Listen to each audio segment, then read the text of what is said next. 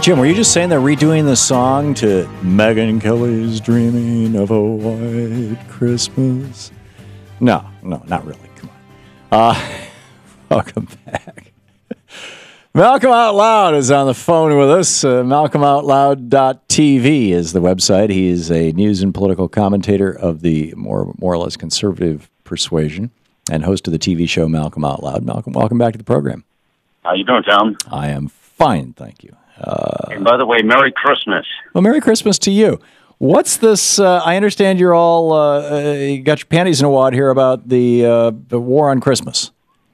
Yeah, no, I think you got the wrong cat for that. I think it really comes down to the bigger picture is our tolerance in this country. I think we've become a less tolerant society, Tom, all the way around. And I think this is just another opportunity for obviously conservatives to go after Republicans, conservatives to go after liberals, liberals to go after conservatives. It's just another opportunity for media bashing. And so, hey, we'll all join in the fun, huh, with the war on Christmas, you know? Well, so you disagree with your colleagues over at Fox News that there's a war on Christmas?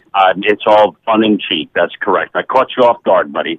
I know you're always looking for a good conservative to bash, but...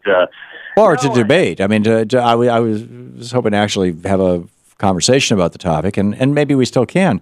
Why do you think that Bill O'Reilly and Megyn Kelly and all the others over at Fox News would be so outspoken that there is that this is like, the end of America. This is a cultural war that if America doesn't continue to be, in their mind, always has been, a Christian country with Christian holidays, that we are somehow doomed. I mean, what is motivating that? Well, I mean, our origins of our country, I mean, we are a Judeo-Christian country. No, the founders were mostly deists. I mean, Thomas Jefferson he wasn't a Christian. Is our motto. There are a lot of people who disagree with that. I mean, listen, majority of Americans are Christians. I mean, the ratio is maybe 10-20% are not.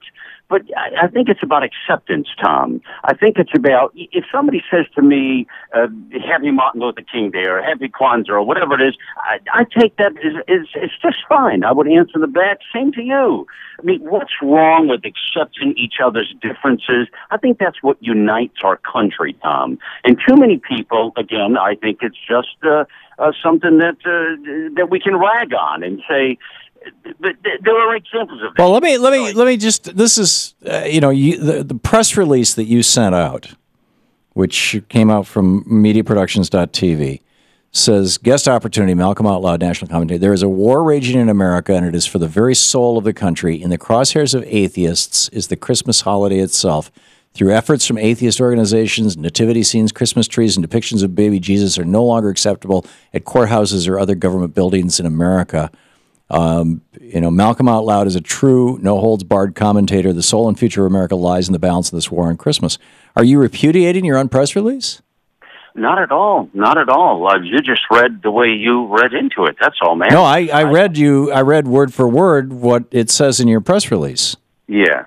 Well, again, that's fine. Did I not? Did I misrepresent it in any way? I don't know. Did you? Well, I'm holding it in my hand. I'm assuming that you're familiar with the press release. It goes out over your name. It goes out from the publicist. The exact words I don't know. My point is tolerance and acceptance. I would have very much a very similar viewpoint as you in this case, Tom.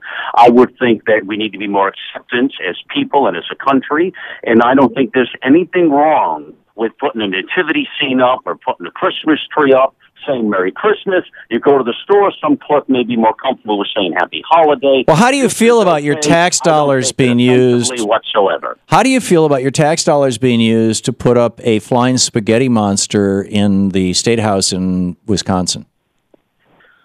That would do nothing for me. It's a church. I mean, it's the Church of the Flying Spaghetti Monster. They got a nativity scene there, a Christian one. They've got a Festivus pole, I guess now. They do it down in Florida. Rick Scott's got himself a Festivus pole made out of beer cans. It's got Megyn Kelly all upset. Isn't it time for us to say, when the founders said there should be no religious test for office in the Constitution, and then in the First Amendment said that there shall basically there shall be no state religion, that the United States, and when George Washington negotiated the Treaty of Tripoli, came out and said, and this was negotiated by George Washington, written by James Madison, and executed during the John Adams administration with Thomas Jefferson as Secretary of State. So all four of those guys involved in this. And the opening sentence is, as the United States of America is in no way a Christian nation.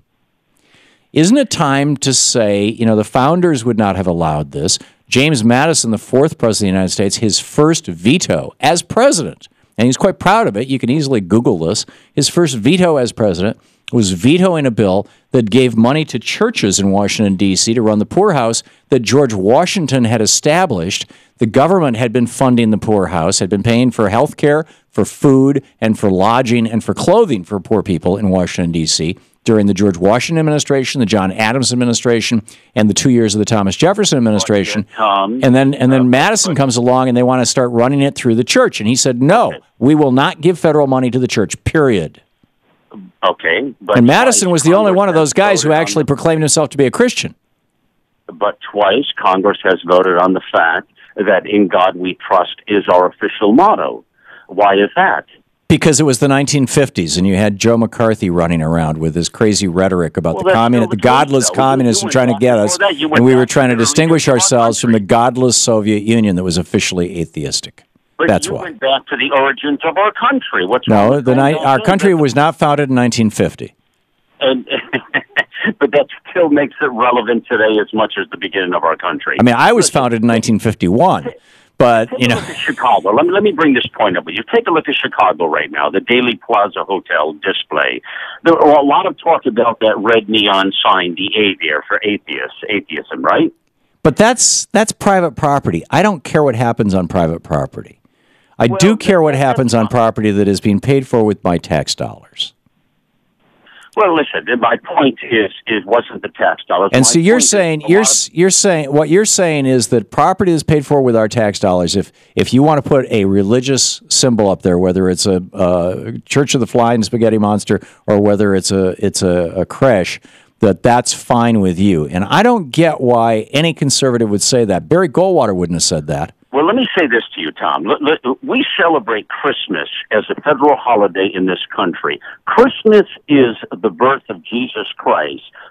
Sort of. Not sort of. Where did the Christmas tree come from? Where did the Christmas tree come from, Malcolm? Let me finish this. Where did the Christmas tree come from? Jesus Christ.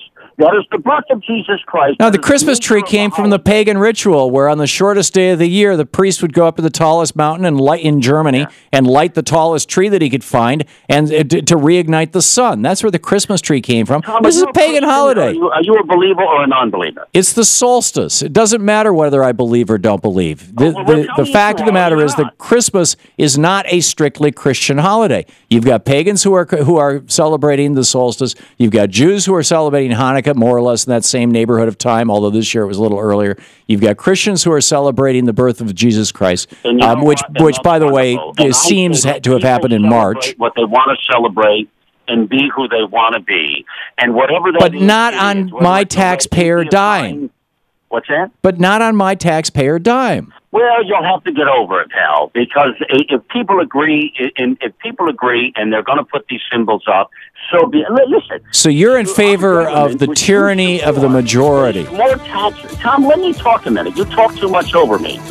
Our government, who you support, waste more tax dollars on frivolous things, and you're worried about a symbol that recognizes Jesus Christ for Christmas? I'm worried about the integrity of the Constitution. You need to go back and read it again. Thank you. Okay, Malcolm Out Loud, malcolmoutloud.tv is the website. Thank you, Malcolm. This is the Thom Hartmann Program. I'm not sure he heard me say thank you because he hung up. Oh well, 15 minutes past the hour.